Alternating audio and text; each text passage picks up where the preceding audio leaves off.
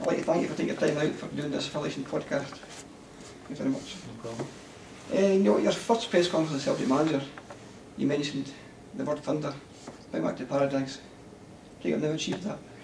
Well, I think Sunday was certainly evidence of it, and it's a phenomenon that the players have never seen before, and when they get a taste of it, they've been talking about it for the last 2 or 3 days, so they can see what the momentum can bring to the club and what the supporters can bring to the club. And listen, it was a great day for us all, but nothing's been achieved yet. But that was what I was talking about at the start of the season. In terms of the fans, Neil, you obviously been a Celtic fan from very early age. How important are the fans to the team and to the management? Do you feel that the fans are getting behind the team? Absolutely. I mean, the players have connected with the supporters and vice versa, and we feel in the last couple of months the results have been great, but the performances have matched the results, which is always very pleasing. It's been a bit unexpected, this consistent run of really good football we've been playing. We didn't really envisage we'd keep it going for so long, but long may it continue. The players seem to be happy in this environment, and they're enjoying being at the club, and you can see that they're enjoying playing for the support. The away fans in particular this season have been fantastic, and that's probably the reason why our away form has been so good, that they play a huge part. And now we can see the crowds coming back to Celtic Park. It's very, very pleasing, but we want to deliver something now, we want to deliver some trophies because we feel the support deserve them. Many fans in the media have highlighted the game at Ibrox on the 2nd of January as a game that could turn to a season. I tend to agree with that. I think it was a game on Boxing Day against St Johnstone, with the injury time goals from Shadary and Key.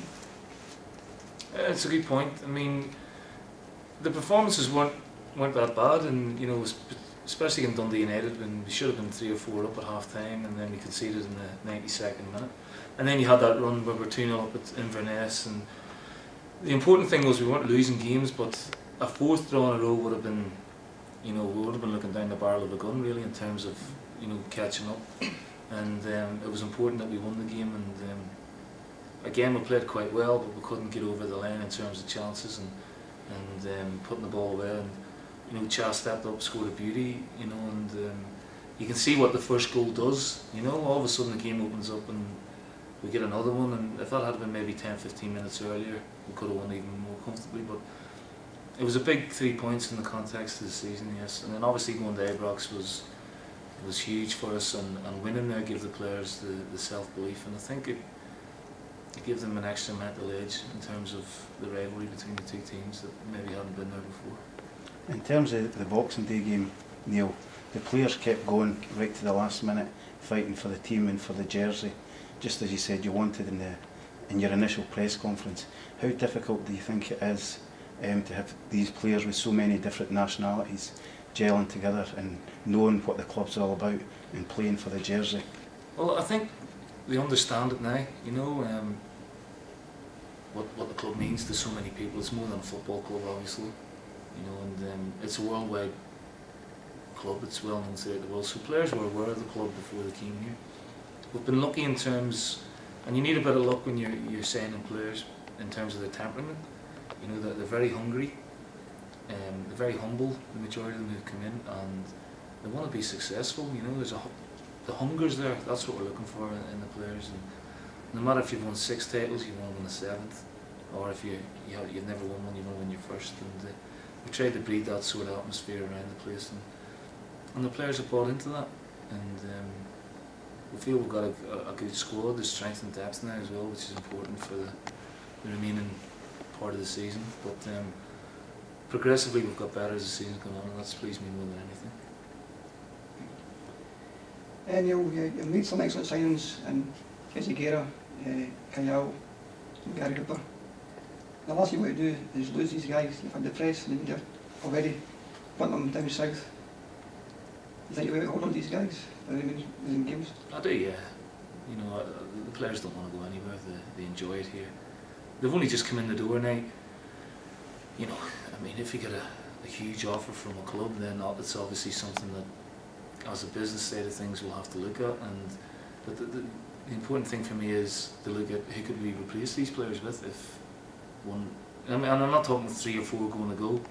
I'm not even talking about one going. But if that scenario ever came up, it would only be one, and it would be my decision ultimately, as it was with the McGeady thing. You know, we felt the time was right for Aidan. He wanted to go anyway. It was time for him to move on, and same with Boric. You know, we couldn't let him run down his contract for that remaining year. However, these guys are in a different position. They're all on sort of lengthy contracts. They're just in the door. And what we would probably look to do is, instead of selling them, maybe extend the contracts and maybe put them on better offers. But you know, we'll cross that bridge when we come to it. We've not achieved anything yet. And again, it's interesting, and I find it funny that we brought these players in who were relatively unknowns. We were getting criticised for bringing these players in, and now they realise that the quality players, they want to get them down the road. And but it's flattering, and it's a testament to the players and the quality of the performances that, you know, big clubs do take an interest. That's just the nature of the game. But as far as we're concerned, we don't want any of them to go. Charlie Mulgrew was one of your first signings, Neil. To the vast majority of the Celtic support, he's been a revelation in the last couple of months. How do you feel he's performed? I think he's been excellent, absolutely excellent. And I saw Charlie play for Aberdeen a couple of times last year, and he was a standout. You know, his quality and his football appreciation was very, very high. And a free transfer, he wants to come and play for the club again. I thought, you know, initially come in as a squad player and see where we'll go with it. You know, I think he'd be a good addition to the squad. Now he's excelled himself, and credit to him, because he had a difficult start. But once he settled in and he got a feel of the surroundings again and the environment, and a sense that he deserved to be here, then we've seen in the last 2 or 3 months what a very good player he is. And a tremendous professional. You know, works very hard at his game. And what we liked about him is his training performances are as good as his match performances. He comes in every day and trains at a very high level. And it was only a matter of time before we decided that he was going to play. It was just getting the timing right. He stepped in at Ibrox and he's never looked back. Do you think he'll stay as a centre half, or are you quite happy to have him as a versatile player? I like him as a versatile player. You could play Charlie in numerous, a number of roles in the SPL. But he seems more at home at centre half, where he can see the whole of the pitch, and what he does bring to us is good balance with the right and the left, and good composure on the ball. His defending's improved, and his heading has improved as well. It wasn't great at the start of the season, but he's worked hard at his game to improve that aspect of his game. And he's made it very difficult for the likes of Thomas to get back in the team at the minute, because he's been so consistent. Neil, in the ongoing talks just now with the league reconstruction, what's your thoughts on that, and also on the fact that a lot of games have been cancelled through the inclement weather? What's your thoughts on summer football? Well, I mean, I was at a meeting yesterday, and Neil Doncaster, who's the chief executive of the SPL, shows the proposals for the reconstruction, and I mean, it's a long way off yet to bedding anything down, but the main crux of the reconstruction is to generate more income into the game. And if you have more than 12 teams, a 14 team or a 16 team league, which ideally from a football point of view, for a variety aspect, would be a sensible thing to do. However, the money going out of the game would be into the 10s and 20s and millions, and that can't happen with the way the market is at the minute. So the best way forward, after reviewing Henry McLeish's report, was the 10-team league and the restructuring further down the leagues, and that seemed to be the best way forward to generate more money. And obviously, what's important now will be the next TV deal as well, whether we can get an improved offer from Sky, or you hope that maybe there's going to be a rival TV company come in, and there's an auction then, which obviously will boost the money coming into the game as well. But seemingly, from what they gather after extensive research on it, that the 10-team league is the best way forward, with 2 up and 2 down, and playoffs involved as well, just to generate more income and more excitement. And unfortunately, the modern game is dictated by money, and they feel, and I haven't looked at the proposals yesterday, it probably will be the best way forward, will be the 10-team league, and the restructuring further down in the first, second and third divisions. However, nothing's set in stone yet. You know, there's still a bit of to and fro to go before anything's agreed on that. Neil, in terms of the fan base, we often get many questions about Dermot Desmond and his relationship and how much involvement he has in the club on a day-to-day basis. How is your relationship with Dermot, and how often do you either meet or chat with him? Well, I speak to Dermot at least once a week. You know, try to. You know, he's obviously a very busy man, and he does travel the world because he has obviously various businesses across the world. But wherever he is, he's on the phone, wanting to know the latest on the players, you know, and how we're shaping up for the game at the weekend. He's always there for an ear, you know, because he's a very successful man in his own right, and not just from a footballing aspect, obviously, but from other points that I might need to bring up with him. He gives me good counsel on that.